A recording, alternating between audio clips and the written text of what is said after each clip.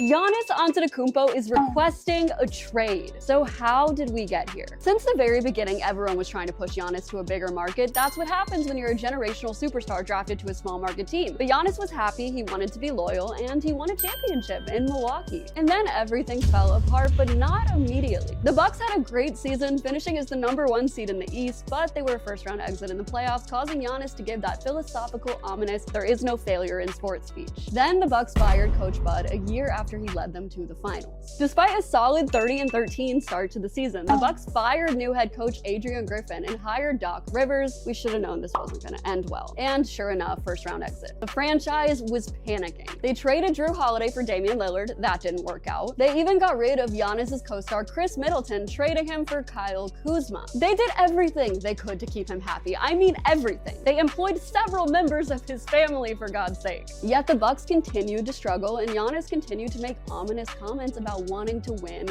now. Throwing a huge bag at Miles Turner in a last-ditch effort to save the franchise wasn't enough. The Bucks are still bad this season. Poetically, it was a Middleton dagger 3 for the Wizards that seemed to be Giannis's last straw. More likely, it's not the 3 itself, but more the fact that they're 11th in the East and just lost to the Wizards, but it makes for a better story. Hours after that loss, people noticed Giannis deleting a ton of social media posts. Every single tweet after 2021, the year Milwaukee won the championship, vanished in the night. This league is literally a reality TV show. Days later, Windhorst reminded people that Giannis had already requested a trade at the beginning of the season, saying that he'd want to leave if the Bucks weren't good. And right on cue, Shams reports that Giannis and the team will be meeting to discuss the future. AKA, it's happening. Giannis wants to win, and he knows it won't happen in Milwaukee. Honestly, it's probably for the best. Giannis has every right to want to leave, but it must be exhausting for Bucks fans to constantly hear their franchise players soft launch breaking up with them. A 30-year-old Giannis is now the most eligible bachelor on the NBA market, and I cannot wait to see what this trade package looks like. For everyone's sake, I hope it happens sooner rather than later. Sorry, Bucks fans, at least y'all got your ring. So, where should he go? I'm not talking to you, Sam Presti.